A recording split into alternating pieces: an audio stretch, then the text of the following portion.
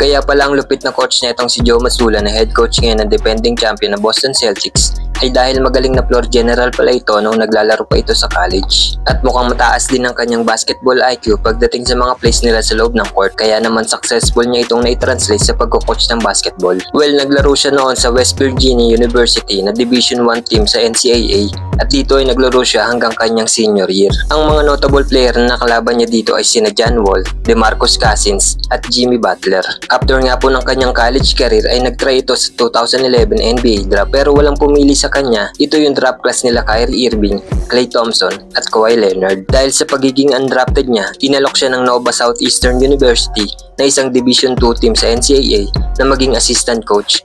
Pero tinanggay niya ito dahil para i-pursue ang kanyang professional playing opportunities. Pero dahil wala nag-o-offer sa kanya, ay tinanggap niya ang offer ng isa pang Division II NCAA team na maging assistant coach. Ito ay ang team ng Glenville State University. At dito na nga po nagsimula ang kanyang coaching career hanggang sa mapunta siya ngayon sa Boston Celtics at napabilang sa pinakabatang head coach na nag-champion sa NBA.